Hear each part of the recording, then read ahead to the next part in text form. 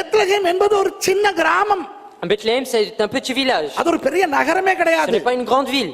ஆனால் Mais, அந்த கிராமத்துக்கு 3 விசேஷங்கள் இருந்தன. mais dans ce village, il y avait 3 spécialités. அந்த கிராமத்துக்கு பெயர் பெத்லகேம் அல்ல.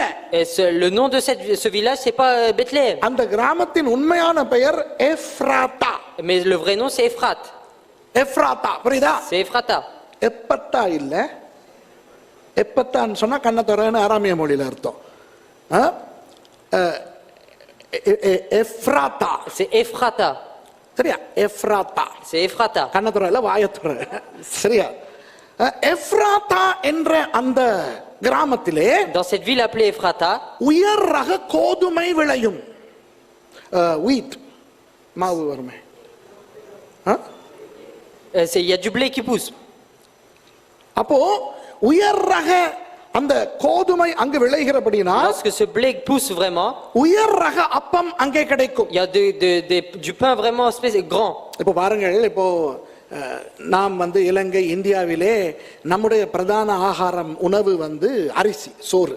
Nous, c'est le riz qui est notre repas principal. இப்போ சோறு என்று சொல்லும்போது Lorsqu'on parle de riz, நமக்கு விதவிதமான சோறு இருக்கின்றன. nous avons différentes manières de voir le riz. Basmati சோறு, Il y a le basmati, குத்தரிசி சோறு, il y a le kutarsi, சம்பா அரிசி சோறு.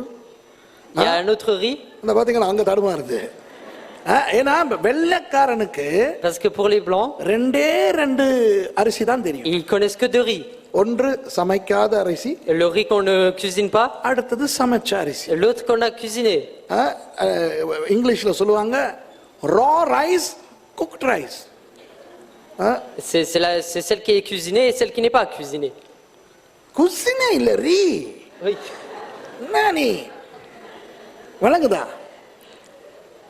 இப்போ வெள்ளைக்காரனுக்கு பாஸ்மதி, சகப்பரிசி, பச்சரிசி, சம்பா அரிசி, முத்து சம்பா, அந்த சம்பா இதெல்லாம் தெரியாது. Et pour les blancs, on ne connaît pas les différents riz qui existent.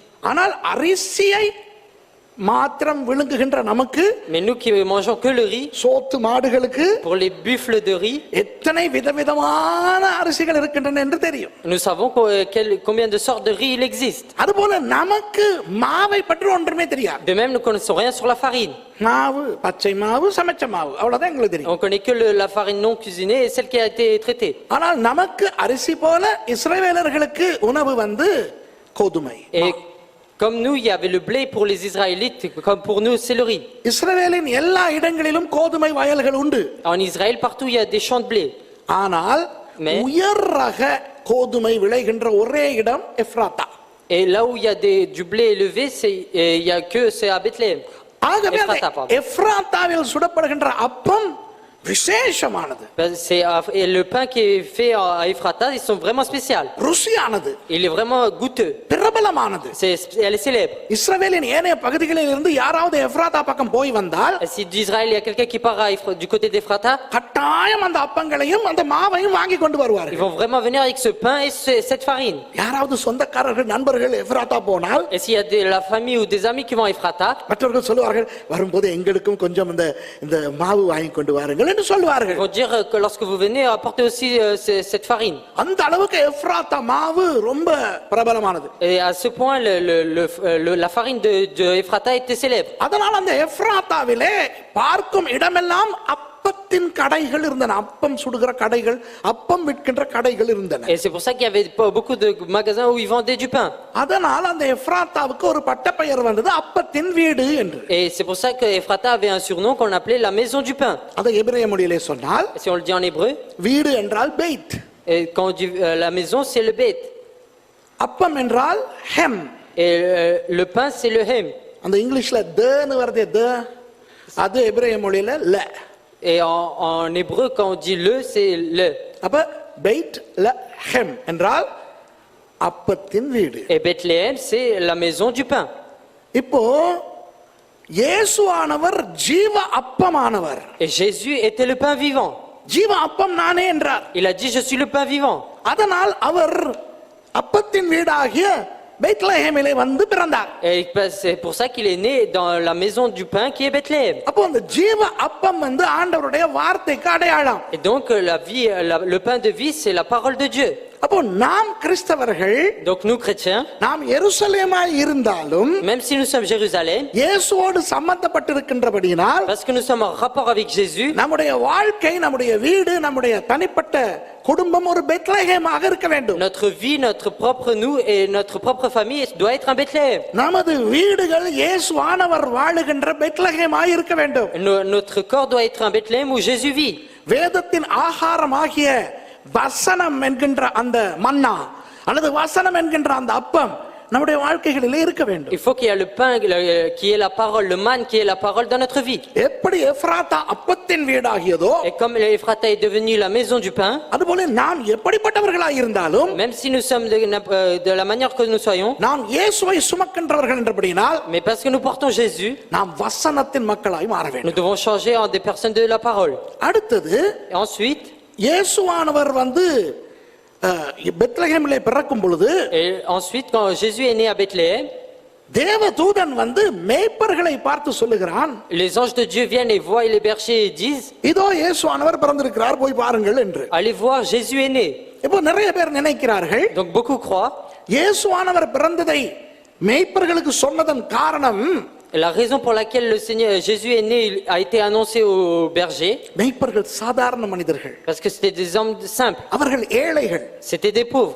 ஆண்டவர் ஐஸ்வர்யவான்களுக்காக வரவில்லை, Le Seigneur n'est pas venu pour les riches, அவர் ஏழைகளுக்காக வந்தார், il est venu pour les pauvres, சாதாரண மக்களுக்காக il வந்தார். est venu pour les simples hommes. அதனால் தேவதூதன் வந்து அந்த சாதாரண ஏழை மக்களை போய் பார்க்க சொல்லுகிறார் என்று. Et qu'il a dit d'aller voir Jésus pour les hommes pauvres. அது தவறு.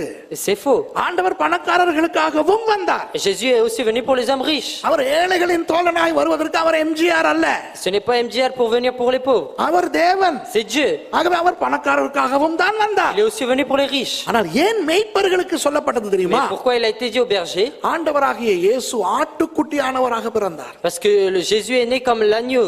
நமக்காக மரிப்பதற்காக ஆட்டுக்குட்டியானவராக பிறந்தார். Il est né en tant qu'agneau. ஒரு ஆட்டுக்குட்டி பிறக்கும் பொழுது அந்த இடத்துல மேய்ப்பன் இருக்க வேண்டும். Là où il y a un agneau qui naît, il faut qu'il y ait un berger. அதனால் தான் இயேசுவை அந்த இடத்துக்கு பிறக்கும் பொழுது மேய்ப்பர்களை அனுப்பினார் ஆண்டவர் தேவதூதர்கள் மூலம். C'est pour ça que le Seigneur a envoyé les bergers lorsque Jésus-Christ est né. இப்போ ஏன் அந்த ஆட்டுக்குட்டி கதை? Et pourquoi l'histoire de l'agneau? இந்த கோதுமையை பற்றி நான் சொன்னது போலவே Et comme j'ai parlé du blé, ஆடுகளை பற்றியும் ஒரு விஷயம் il y இருக்கிறது. a aussi une chose sur les brebis. ஆடுகளிலே வர்க்கங்கள் உண்டு. Different kinds of cows. Il y a différents genres de brebis. இப்போ மாடு, கோழி என்று எடுத்தால் வித்தியாசமான ரகங்கள் உண்டு. Lorsqu'on parle des poules et des vaches, c'est pareil. விஷயம் தெரியாதவனுக்கு மாடுனா எல்லா மாடு. Et quand celui qui ne connaît pas, pour lui, tout est des bœufs. இல்லையா? இப்ப எத்தனை பேர் மாடு வளர்த்திருக்கீங்க? Combien de personnes vous avez eu des bœufs?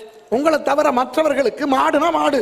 Et à part vous, les autres, c'est des vaches. சில பேருக்கு ஆம்பளை மாட்டுக்கும் பொம்பளை மாட்டுக்கும் வித்தியாசமே தெரியாது. Il y en a, ils ne connaissent pas le mâle et la femelle. சில பேர் வந்து ஆம்பளை மாட்டுக்கிட்ட போயிட்டு பால் கறக்க பார்ப்பாங்க. Et il y en a, ils vont vers le mâle et ils vont demander du lait.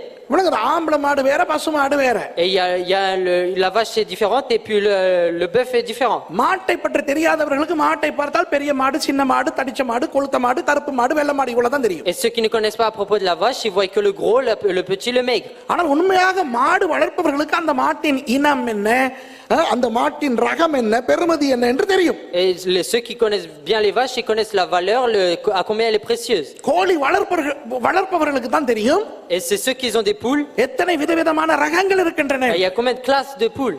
மற்றவர்களுக்கு ரெண்டு கோழி தான் தெரியும். Et les autres, ils connaissent que deux poules. கறி கோழி, பொரி கோழி. கரியா சமைச்சது, மத்தது பொரிச்சது. Il y a celle qui est avec la soupe et celle qui n'est pas. சில பேர் உயிரோட கோழியை கண்டதே இல்ல. Il y en a, ils l'ont jamais vu vivant. விளங்குதா உங்களுக்கு? அது போல ஆடுகளிலேயும் நிறைய வர்க்கங்கள் இருந்தன. Et de même, il y avait plusieurs différents genres de poules. இஸ்ரவேலிலே எல்லா இடங்களிலும் ஆடுகள் இருந்தன. Et partout en Israël, il y avait des brebis. ஆனால் இந்த உயர் ரக ஆடுகள், நொக்கோட் ஆடுகள் இருந்த ஒரே இடம் எப்ராத்தா. Et il y a que à Ephrata qui avait la race la plus grande. அப்போ பெத்லஹேம் நமது வாழ்க்கையில் இருக்கும் என்றால் Et s'il y a Bethléem dans notre vie, நாம் ஆண்டவருடைய உயர்ந்த ரக ஆடுகளாய் இருக்க வேண்டும். il faut que nous soyons la race la plus haute des brebis. இதை குறித்து கொஞ்சம் நேற்று மாலையிலே நான் பேசினேன், Et j'ai parlé de ça hier après-midi, ஆடுகளை பற்றி. à propos des brebis. ஆகவே அதிகமாக அதை குறித்து விளக்கப்படுத்த வேண்டிய அவசியம் கிடையாது. Donc j'ai pas besoin de beaucoup expliquer à propos de cela. அடுத்தது பெத்லகேம் ஒரு சின்ன கிராமமா இருந்தாலும் Et ensuite, si Bethléem était vraiment un petit village, ஒரு பெரிய சரித்திரத்தை உடைய ஒரு கிராமம். mais elle a vraiment une grande histoire. ஏன்? Pourquoi? அந்த கிராமத்திலே தான் தாவீது பிறந்தார். C'est dans ce village que David est né. யார் அந்த தாவீது? Qui était ce David? இஸ்ரவேலுக்கு தேவனால் ஏற்படுத்தப்பட்ட ராஜா. C'est le roi qui a été établi par Dieu.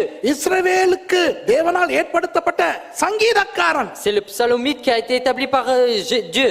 தாவீதின் மூலம் இஸ்ரவேலுக்குள்ள ஒரு பெரிய ஆவிக்குரிய எழுப்புதலே வந்தது. À travers David, en Israël, il y a eu un réveil spirituel. ஆகவே அது ஒரு சின்ன கிராமமா இருந்தாலும் ராஜரீக கிராமமாய் மாறிவிட்டது. Même si c'était un petit village, c'est devenu une ville royale. அன்பானவர்களே, நம்முடைய வாழ்க்கையை Et notre vie, ஆண்டவர் எப்ராத்தா என்ற நிலையிலிருந்து பெத்லகேம் என்ற நிலைமைக்கு மாற்றி இருக்கிறார். il a changé notre situation d'Ephrata en Bethléem. முதலாவது இதற்கு நாம் நன்றியுடையவர்களாய் இருக்க வேண்டும். Tout d'abord, nous devons être reconnaissants pour cela. இரண்டாவது, நாம் அதற்குரிய அந்த தகுதியை காத்துக்கொள்ள Et வேண்டும். ensuite, il faut que nous gardions cette dignité. இன்றைக்கு நீங்கள் பெத்லகேம் போனால் Et aujourd'hui, si vous allez à Bethléem, சரியான கவலையாய் இருக்கும். maintenant, c'est vraiment triste. ஏனென்றால் Pourquoi? அந்த அந்த காலத்திலே இருந்த அந்த கோதுமை வயல்களும் இப்போ இல்லை. Il n'y a plus ces champs de blé de l'époque. அந்த காலத்திலே இருந்த அந்த ஆடுகளும் அங்கே இல்லை. Il n'y a plus les brebis de l'époque. அந்த காலத்திலே இருந்த அந்த ராஜரீகமும் அங்கே இல்லை. Il n'y a plus la royauté qu'il y avait auparavant. பாலஸ்தீனர்கள் வாழுகின்ற ஒரு நகரமாய் இருக்கிறது. C'est une ville où les Palestiniens vivent maintenant. ரொம்ப அழுக்கும் அசுத்தமும் நிறைந்திருக்கிறது. Et c'est rempli d'impureté. அங்கு இஸ்ரவேலர்கள் யூதர்களே கிடையாது. Il n'y a pas de juifs. எல்லாம் வியாபாரிகள் தான் Il n'y a இருக்கிறார்கள். que des commerçants. இயேசு பிறந்த இடத்தை நீங்கள் இன்றைக்கு போய் பார்த்தால் உங்களுக்கு இரத்த கண்ணீர் வரும். Et si vous regardez le lieu où Jésus est né, vous aurez des larmes de sang. விக்கிரகாராதனை கோயிலை போல மாற்றி Ils வைத்திருக்கிறார்கள். l'ont changé comme un temple pour les idoles. பெத்லகேமிலே சண்டைகள், சச்சரவுகள், நாசங்கள், மோசங்கள். Il y a des morts, des disputes à Bethléem. இன்றைக்கு அநேக கிறிஸ்தவர்களுடைய வாழ்க்கையும் இப்படி மாறி Et இருக்கிறது. aujourd'hui, la vie de beaucoup de chrétiens a été changée ainsi. கிறிஸ்தவர்கள் என்றால் இயேசுவை உடையவர்கள். Les chrétiens, c'est ceux qui ont Christ. கிறிஸ்தவர்கள் என்றால் வார்த்தையை உடையவர்கள். C'est ceux qui ont la parole. ஆனால் இன்றைக்கு அநேக கிறிஸ்தவர்களுடைய வாழ்க்கைகளிலே சண்டைகள், சச்சரவுகள், போராட்டங்கள், வெறுமை. Il y a aujourd'hui dans la vie de beaucoup de chrétiens les disputes, les querelles, le vide. ஆகவே நம்முடைய வாழ்க்கையிலே நம்மை ஆண்டவர் எப்ராத்தா என்ற ஒரு சாதாரண நிலையில இருந்து Et dans notre vie, le Seigneur de la situation d'Ephrata, அப்பத்தின் வீடாய் மாற்றி இருக்கிறார். il a changé en maison de pain. அந்த உன்னதத்துவத்தை இழந்து போகாமல் வாழ வேண்டும். Nous devons vivre sans perdre cette dignité. அப்படியானால் என்ன செய்ய வேண்டும்? Donc que devons-nous faire? கர்த்தருடைய வார்த்தை நம்முடைய வாழ்க்கையில இருக்க Il faut வேண்டும். que la parole de Dieu soit dans nos cœurs. கர்த்தருடைய அந்த ஒரு ஆடாக நேற்று நான் சொல்லிக் கொடுத்தது போல ஒரு ஆடாக நாம் செயல்பட Et வேண்டும். comme j'ai appris hier, il faut que nous marchions comme des brebis du Seigneur. நம்முடைய வாழ்க்கை ராஜரீகமான தேவனுக்குள்ளே ராஜாக்களாய் நாம் வாழ வேண்டும். Et nous devons nous changer et vivre comme des rois dans notre vie. அதுதான் பெத்லகேம்.